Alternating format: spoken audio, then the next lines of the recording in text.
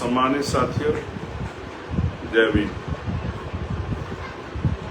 जय भारत, जय संविधान, जय मंडल, जय जोहार, जय लोकतंत्र, जय विज्ञान, जय जवान, जय किसान। एक महत्वपूर्ण लाइव के लिए मैं आपके बीच में हूँ और मैं मानता हूँ कि कोई भी सूचना किसी पत्र के माध्यम से मिले तो ही वेरीफाई हो सकती है, या ऑफिशियली जो है उसकी घोषणा की जाए तभी वो वेरीफाई हो सकती है। तो कुछ जानकारियां हैं जो मैं आपके माध्यम से जो है इस मंच के माध्यम से फेसबुक के आपके साथ शेयर करना चाहता हूँ, इसलिए मैं लाइव आया हूँ। और मुझे पता है कि अब से कुछ देर बाद, कुछ घंटों बाद ये सारी जानकारियां जो है मेरे लाइव के जरिए भीम आर्मी आजाद समाज पार्टी के आखिरी कार्यकर्ता तक भी पहुंचाए। एक समय था कि अपनी बात को बताने के लिए पत्र भेजे जाते थे, पोस्ट कार्ड, फिर तब साधन भी कम थे तो वो जिस माध्यम से जाते थे उससे जाने में बहुत समय लगता था। लेकिन अब जो है फिर फोन आए, लैंडलाइन फोन, उनके जरिए बात जाने लगी।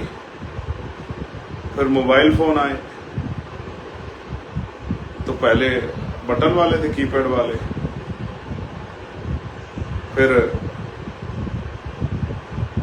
टच वाले आ गए, स्क्रीन वाले, फिर उस तरह के ऐप आए, फेसबुक, इंस्टाग्राम, व्हाट्सएप। और अब ये आसान है कि आज मैं यहाँ बैठ के बोल रहा हूँ, दुनिया में कहीं भी आप बैठो जहाँ फेसबुक चलता हो तो वहाँ आप मेरी बात को सुन सकते हैं, या आप मुझसे 50 मीटर घर के बाहर बैठ के भी मेरी बात को सुन सकते। कितना आसान है। तो मैं बहुजन समाज में जन्मे सभी संतों, गुरुओं और महान पुरुषों को नमन करता हूँ। और नमन का कारण मैं आपको बार बार बताता हूँ। नमन इसलिए करता हूँ कि भाई उनका बहुत बड़ा योगदान है हम लोगों के जीवन में।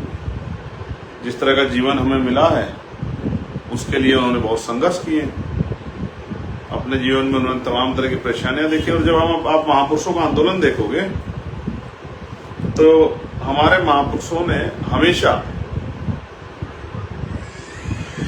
समाज हित के लिए संघर्ष किया है। खुद को, अपने परिवार को, सब चीजों को पीछे रखा। जो प्रायोरिटी दी, अपमान सहा, आरोप सहे, आलोचना सही, पारिवारिक नुकसान सहा, सब सहा, सिर्फ इसलिए कि हमारा जो कारवां है, हमारा आंदोलन जो है वो आगे बढ़े। तो प्यारे साथियों, मैं लाइव हूं आज एक महत्वपूर्ण जानकारी के लिए, क्योंकि अभी हमने लखनऊ में 6 दिन का प्रवास किया था। 6 दिन तक हम लोग रुके, तो लगभग 350 आवेदन प्राप्त हुए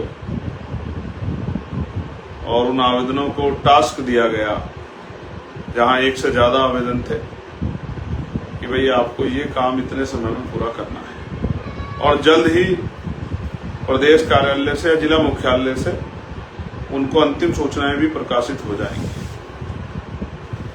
प्यारे साथियों, ये तैयारी इतनी जल्दी क्यों? उसका कारण ये है कि जहां तक हम पे इन्फॉर्मेशन है, तो इन्फॉर्मेशन ये है कि चुनाव अक्टूबर-नवंबर में होने जा रहा है। ऐसी इन्फॉर्मेशन हम लोगों के पास नवंबर-दिसंबर में। तो मेरा ये मानना है कि हमें तैयारी अभी से कमर कस लेनी चाहिए। और जो लोग इस आंदोलन से जुड़े हुए हैं, बहुजन समाज के लोग हैं, बहुजन हिताय, बहुजन सुखाय की आइडियोलॉजी को फॉलो करते हैं, भारतीय संविधान को मानने वाले लोग हैं, उनको लेके मुझे ये कहना है कि अगर कहा गया है कि मान लो तो हार और ठान लो तो जीत, अगर आप तय कर लें तो दुनिया में कोई काम नामुमकिन नहीं है। तो एक मॉडल था जिसको गुजरात मॉडल का जिक्र करके केंद्र के चुनाव को लक्ष्य बना के भारतीय जनता पार्टी ने लड़ा। और एक आपके पास मॉडल है जो नगीना मॉडल है, जहां हक वंचित, कमजोर और संविधान को मानने वाले सभी जाति धर्मों के लोगों ने अपनी वोट का सही इस्तेमाल करके अपनी ताकत बनाई। हालांकि जो मैं करना चाहता हूं नगीना बिजनौर उत्तर प्रदेश के लिए वो भी नहीं कर पाया, क्योंकि अगर हम सत्ता में होते तो आसान होता वो सब करके दिखाने के लिए जिस सबकी इच्छा हम अपने अंदर रखते हैं, संकल्प हमने किया है। चाहे वो एम्स बनाने की बात हो, चाहे वो यहाँ इंडस्ट्रियल एरिया लगाने की बात हो, चाहे महिलाओं को रोजगार देने की बात हो, चाहे अच्छी कानून व्यवस्था की बात हो, वो सब हम करके दिखाते, जिसका हमने जनता से को विश्वास दिलाया है कि हम ये करेंगे। लेकिन प्यारे साथियों, जब मैंने वो आवेदन वहां देखे तो मैं बड़े जिम्मेदारी से कह सकता हूं कि पार्टी के प्रदेश के संगठन ने, प्रदेश के नेतृत्व ने, जिला विधानसभा के नेतृत्व ने, मंडल जोन के नेतृत्व ने, प्रदेश कमेटी ने, राष्ट्रीय कोर कमेटी के काफी साथियों ने बहुत मेहनत की है। बड़े मजबूत प्रत्याशी, कहीं पूर्व विधायक, कहीं पूर्व चेयरमैन, कहीं पूर्व राज्य मंत्री, कहीं पूर्व जिला पंचायत सदस्य, कहीं वर्तमान चेयरमैन, कहीं जिला पंचायत सदस्य वर्तमान, कई बार के बड़ी ग्राम पंचायत प्रधान, इस तरह के जो है आवेदन वो नीचे से विधानसभा जिले के लोगों ने भेजे। और मैंने उनसे एक ही बात कही कि पार्टी ना कोई सिफारिश सुनेगी और ना ही किसी धन का, किसी लोभ का, लालच का, किसी प्रलोभन का, किसी प्रलोभन से लेकर किसी भी और पक्ष को पार्टी स्वीकार नहीं करेगी। एक ही पक्ष है कि आपने क्षेत्र में काम कितना किया है, आपकी लोकप्रियता कितनी है, आपने मेहनत कितनी की है, आपको जानकारी क्या है, आपका विजन क्या है, आप वैचारिक हैं या नहीं है, आप क्या करना चाहते हैं। यही सब चीजें महत्वपूर्ण बहुजन समाज में भाईचारा पैदा करने के लिए और समय समय पे आवश्यकताओं में आपने समाज के लिए क्या किया, यही सवाल उनके सामने रखे गए और कुछ उनको तैयारी करने के लिए बताया गया कि कैसे तैयारी करनी है। तो एक बात तो अभी ये है कि अभी किसी को प्रत्याशी घोषित नहीं किया। प्रदेश की टीम जो है पहली सूची जल्द जारी करेगी, शायद इसी महीने में प्रभारियों की होगी। उनको प्रभारियों को भी काम दिया जाएगा अपने आप को साबित करने के लिए अगले 1-1.5 महीने के लिए, जिससे कि वो सक्रियता अपनी बना के दिखाएं और फिर उनको फिर से सर्वे में उनकी रिपोर्ट कार्ड हम लोग चेक करेंगे कि वो कहाँ खड़े हैं, जिससे कि हमारा प्रत्याशी विनिंग को कॉम्बिनेशन को मजबूत करे और जीते। दूसरा एक बहुत महत्वपूर्ण ये है कि अभी हमारी सत्ता परिवर्तन यात्रा चल रही है और वो यात्रा बिजनौर से मेरठ और मेरठ से शामली में समाप्त हुई और किन कंडीशनों में यात्रा हमने निकाली है तो आप बेटर जानते हैं। लेकिन मैं आपसे कुछ और कहना चाहता हूँ। वो यात्रा जिस दिन खत्म हुई उसके बाद लगातार मुझसे पूछा गया मीडिया द्वारा कि अब दूसरी यात्रा कब शुरू करेंगे, कहां से शुरू करेंगे।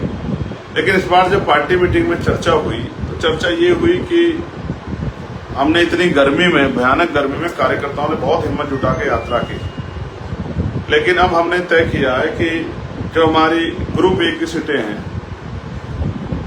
जहां 80-85% तक बूथ कमेटियां बन गई हैं, 90% तक बूथ कमेटियां बन गई है, भाईचारा कमेटियां बन गई है और तमाम संगठन बन गए हैं, उन विधानसभाओं के स्तर पे अब हम लोग बूथ सम्मेलन करेंगे। मैं स्वयं जाऊंगा और बूथ पे जाकर जो है हर विधानसभा के मैक्सिमम बूथों का जो है बूथ कमेटियों की मीटिंग लेके कार्यकर्ताओं को किस तरह से चुनाव में काम करना है इसका संदेश दूंगा। मैं भी, मेरे साथ तमाम सीनियर साथी निकलेंगे और बूथ वाइज जो है सम्मेलन करेंगे, बूथ पे कार्यकर्ताओं को तैयार करेंगे। और मैं पार्टी के वरिष्ठ नेताओं से, जिले मंडल के साथियों से कहना चाहता हूँ कि वो लोग भी गांव की तरफ कूच करें। और जब मैंने पहले कहा था चलो गांव की ओर, चलो डोर टू डोर, इस नारे को ध्यान में रखते हुए गांव की तरफ जाएं, गांव में जाकर मीटिंग करें और जो 33 मुद्दे हम लोगों ने रखे हैं अपने मैनिफेस्टो में, अभी के संकल्प पत्र में, उनको चाहे वो कक्षा 1 से 12 तक एजुकेशन मुक्त हो, चाहे वो शराबबंदी हो, चाहे वो रोजगार के लिए हो, चाहे वो प्रमोशन के लिए हो, चाहे वो किसानों के लिए आपदा में के समय उनको अच्छे मुआवजे की और एमएसपी की फसलों गारंटी के हो, लीगल गारंटी के, उन सब मुद्दों को, चाहे वो पीआरटी जवानों के हैं हो, चाहे होमगार्ड भाइयों बहनों के हों, चाहे आशा आंगनबाड़ी भोजन माता सहायिकाओं के हों, पंचायत सहायकों के, उन सब विषयों को जाके जनता के बीच में रखें और मीटिंग स्टार्ट करें। हर जिला संगठन, हर मंडल संगठन के नेता, प्रदेश कमेटी के नेता जाएं और ग्रामीण क्षेत्रों में जाकर मीटिंग करें और स्वतः बूथ कमेटियां बनाएं। आज के बाद मैं नजर रखूंगा कि कौन आदमी कितने बूथ निर्माण कर रहा है।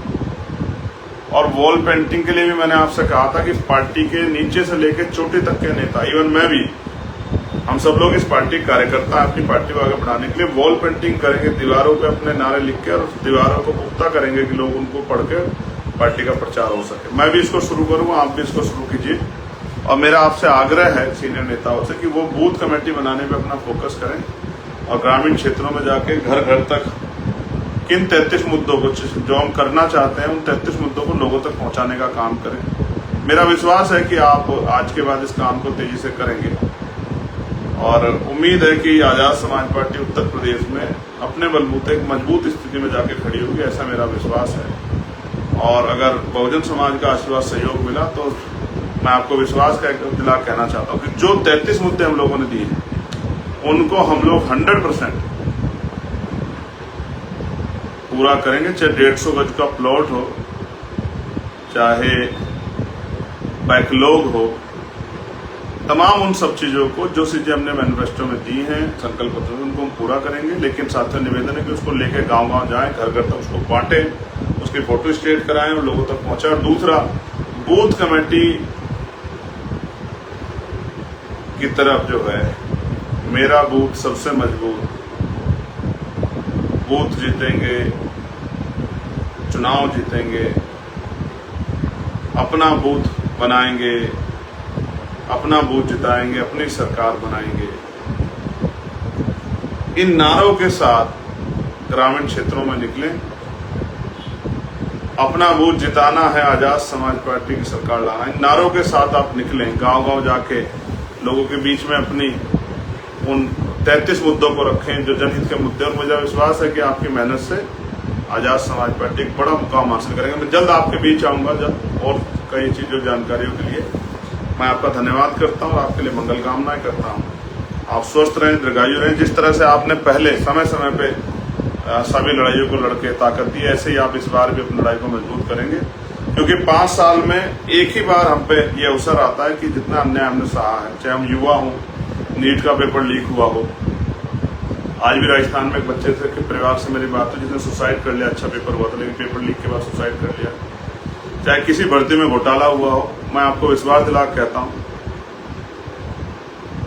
कानून का राज, संविधान का शासन देखने का मौका आपको आजाद समाज पार्टी के नेतृत्व में मिलेगा, जहां ना पेपर लीक होगा, ना जहां आरक्षण के साथ घोटाला होगा, ना लूट होगी, ना ही यह लूट का तंत्र होगा। सरकारी अधिकारी कर्मचारी जनता के प्रति समर्पित होंगे, जनता के लिए हर समय खड़े दिखाएंगे। फिर समय समय पर बात होगी। मैं आपका भाई चंद्रशेखर आपके लिए मंगल कामनाएं करता हूं। उम्मीद है कि पार्टी के लोगों ने मुझे सुना होगा और वो इस पर जरूर काम करें। धन्यवाद। जय भीम, जय भारत, जय मंडल, जय जोहार, जय संविधान, जय लोकतंत्र, जय विज्ञान, जय जवान, जय किसान। आप सभी के लिए मंगल।